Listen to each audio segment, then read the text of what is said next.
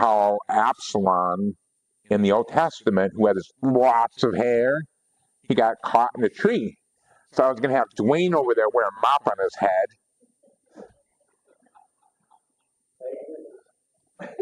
The kids would have loved it. I was told they loved visual aids. Well, that's a really good one. But anyway, it's a really good story. And the only reason that I remember that came to my mind is because my wife was giving me a haircut, and she's like, "Oh, look at all that hair down there." I can guarantee you it wasn't 7 pounds of hair, though. Yes, I have this golden locks. Okay, now that that's done, so let me ask you a question. Has anything unusual, amazing happened in your life you couldn't explain? I don't remember if I told the story already. If I did, bear with me. But one morning, my wife and I were going to be driving to church.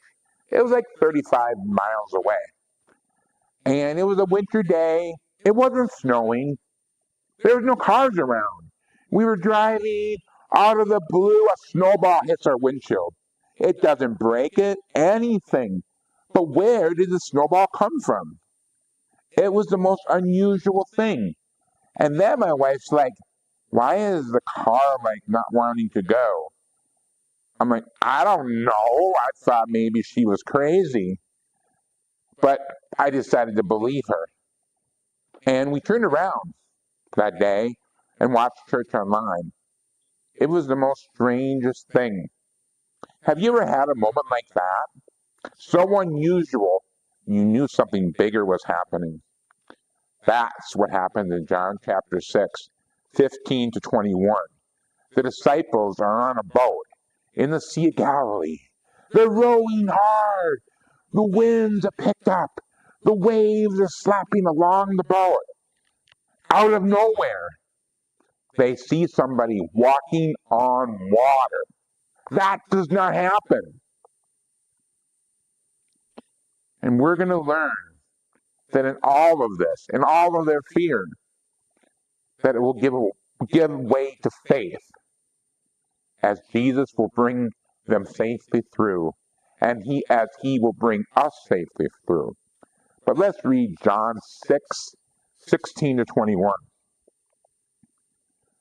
When evening came, his disciples went down to the sea, got into a boat, and started across the sea to Capernaum. It was now dark, and Jesus had not yet come to them. The sea became rough because a strong wind was blowing.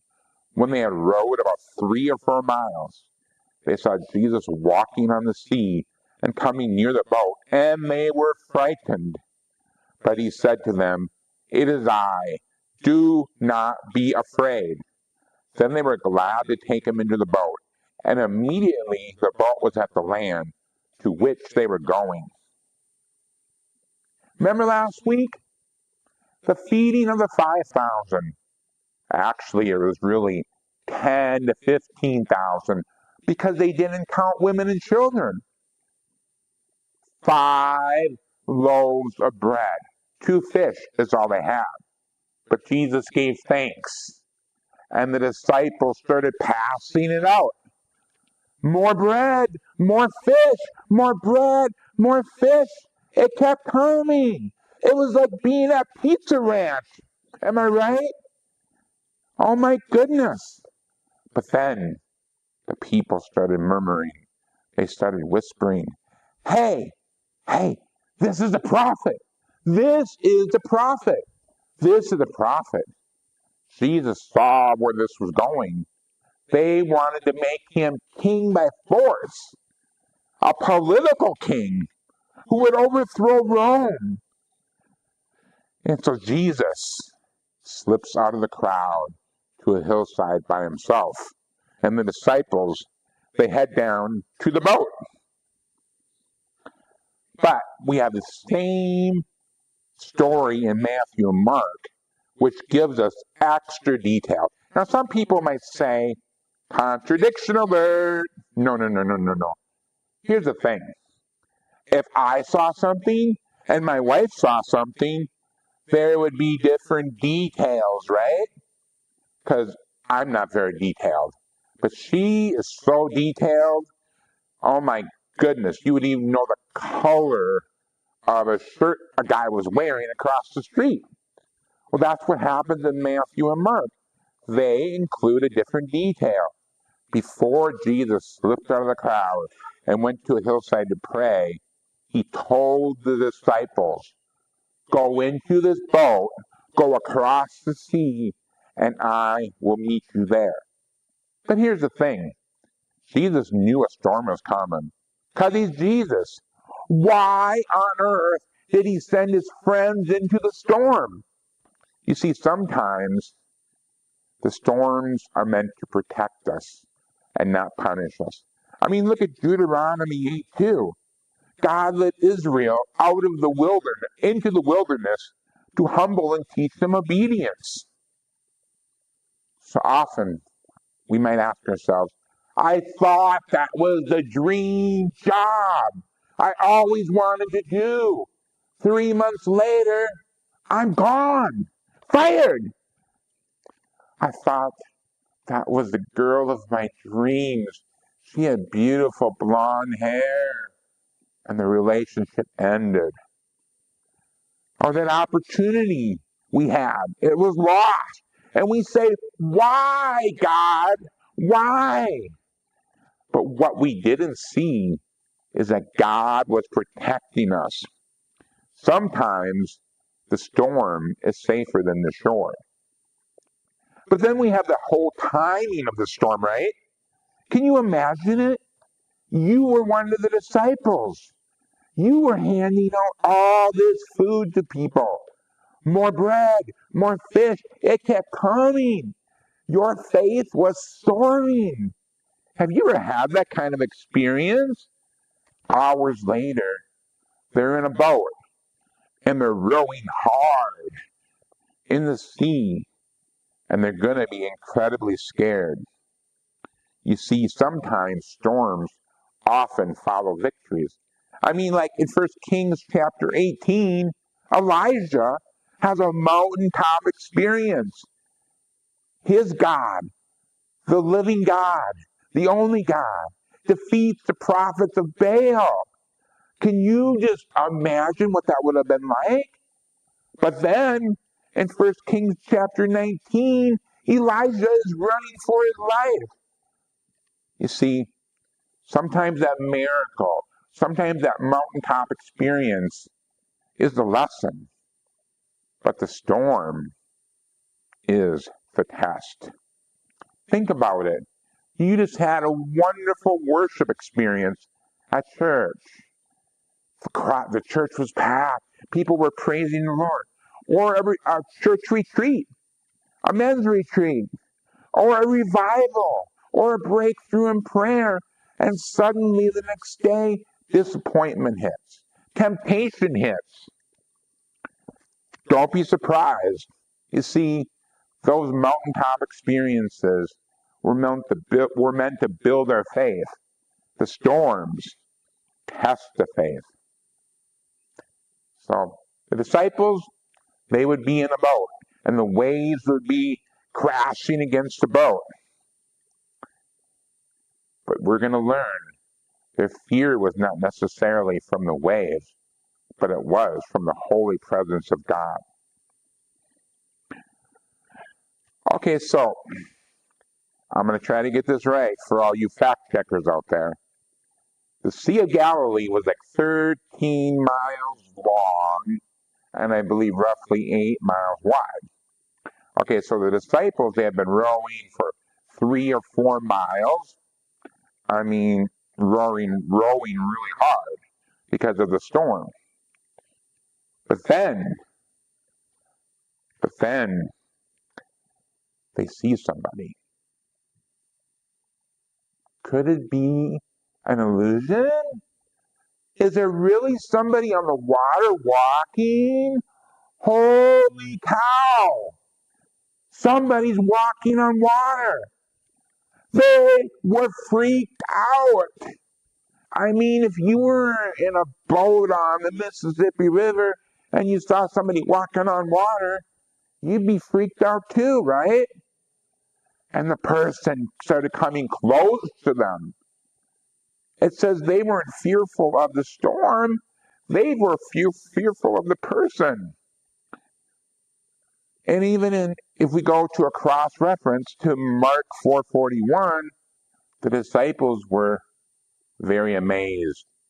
Even the winds and the waves obey him. Is that true?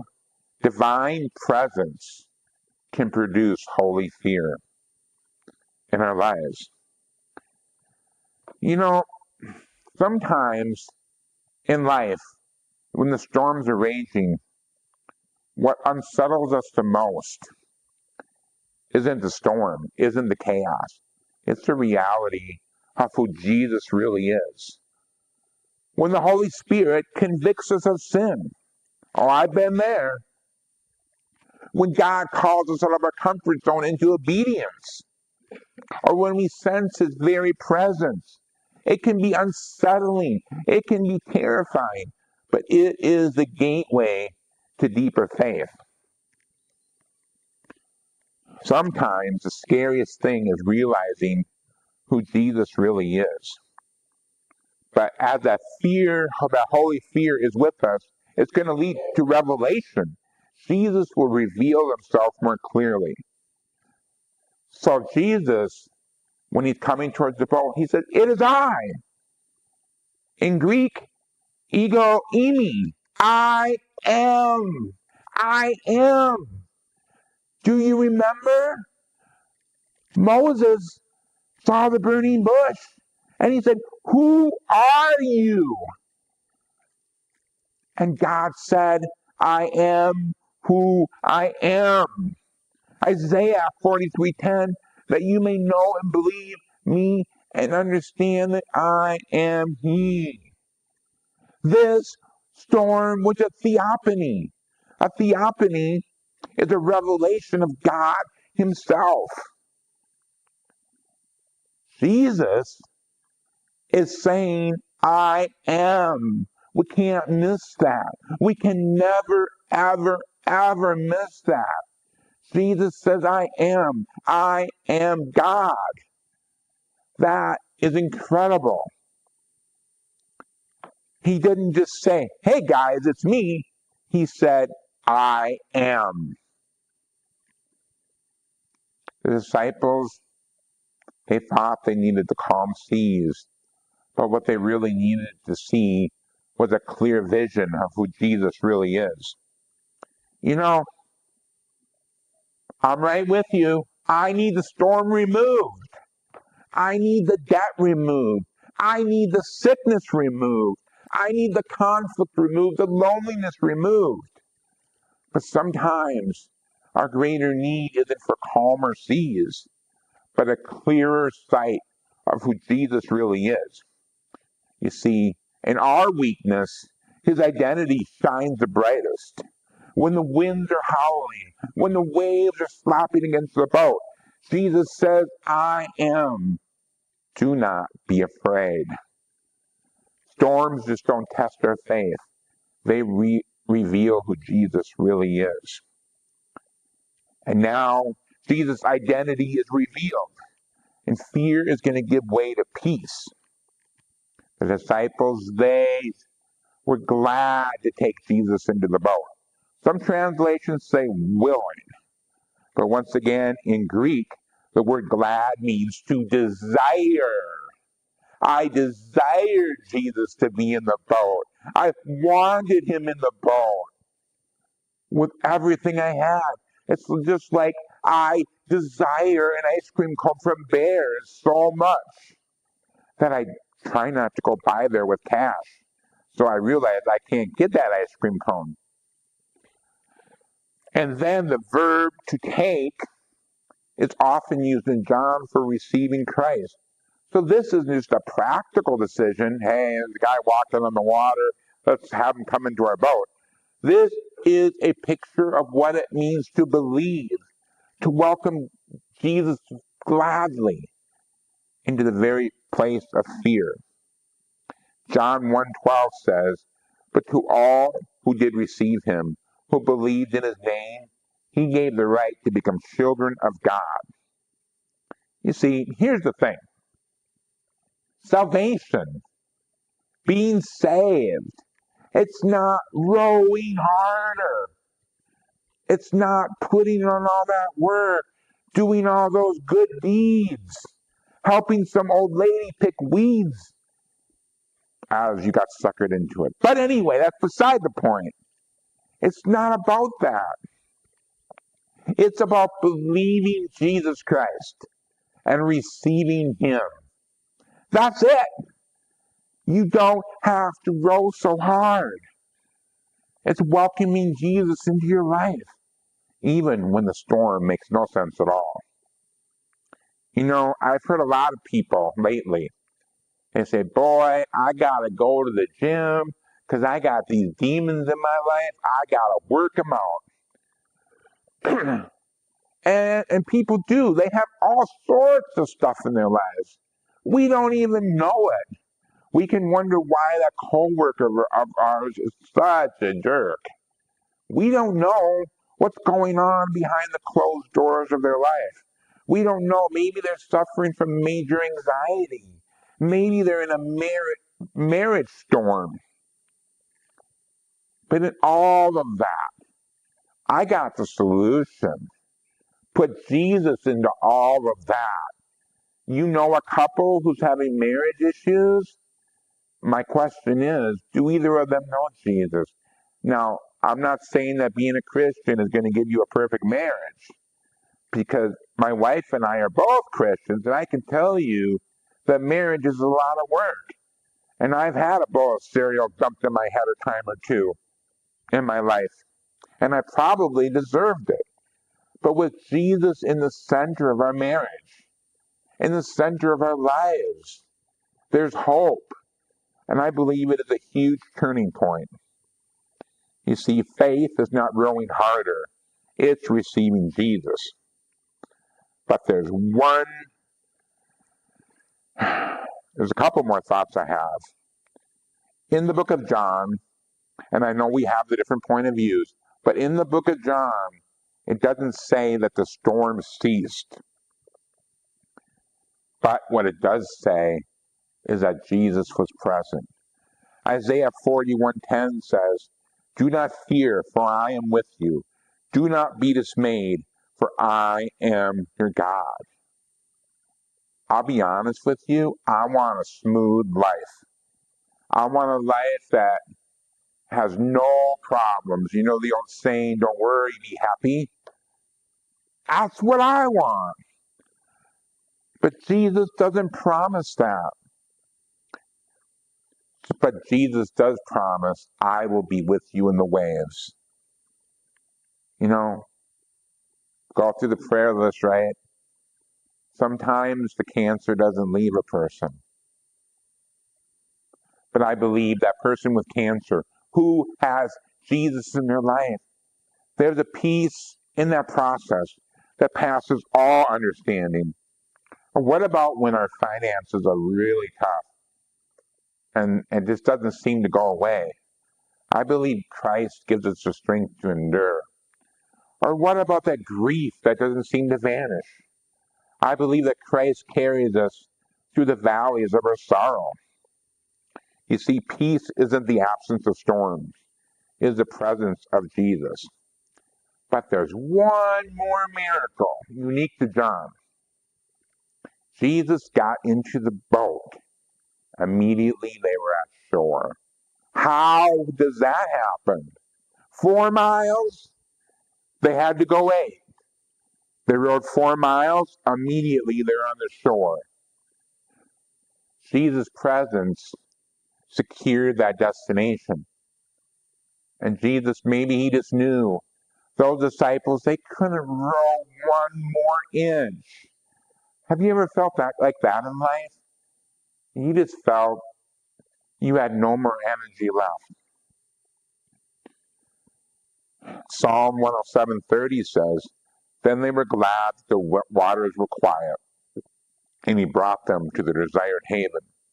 That is a picture of salvation once again. Not rowing to heaven, but being carried there by Christ. And sometimes we think I am never going to make it through this storm in my life. It's going to last forever. But Jesus will always bring us to the other side, even when that cancer doesn't go away, even when death is the final verdict. You see, we should not fear death if we have Jesus Christ in our hearts, because Jesus still will take us home, but he's going to take us to a better place. I remember, now, when things happen in the past with me, I can never remember how many years it's been, but I remember a young gentleman, he must have been 20 years old, driving home from work after working a night shift. The sun was shining so bright in his eyes, and he collided with a grain truck and died instantly. Somebody said to me, I know this is a terrible tragedy, but can you imagine him? He knew Jesus, forever in the presence of God, forever in the presence of Jesus. All those people that have died in our lives that have known Jesus, that's where they are. Can you imagine how awesome that is? So death is not to fear. Maybe we might fear the way we will die, but death itself, if you know Jesus, it's not to be feared. If Jesus is in your boat, you're going to make it safely home. And I do have one more story for you. You guys remember John Wesley? A man God would use to spark revival in England and America. Was once a religious man without peace. He prayed, he fasted, he even sailed to America. But in his own words, he said, I went to America to convert the Indians, but oh, who shall convert me? And then on the evening of May 24th, 1738, Wesley was in a meeting and on Eldridge Street in London. As someone read from Luther's commentary to the Romans, Wesley said, I felt my heart strangely warmed. I felt I did trust Christ, Christ alone for salvation. And an assurance was given to me that he had taken away my sins, even mine. Do you hear it? Wesley went from knowing about Christ to trusting Christ, from religious effort to real peace, from empty duty to living relationship. That's exactly what John's gospel shows us. Jesus doesn't just call us to religion, he calls us to himself. Wesley discovered it, and you can too. So let me ask you, have you had that moment?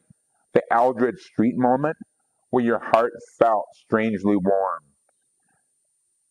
and you knew it, not just in your head, but in your very soul, that Christ had forgiven even your sins, that Christ had forgiven even my sins. Because the good news of the gospel is that Jesus still does it. He still warms cold hearts. He still gives new life.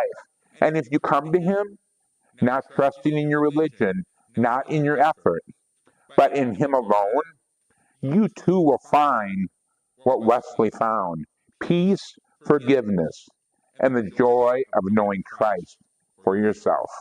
Let us pray.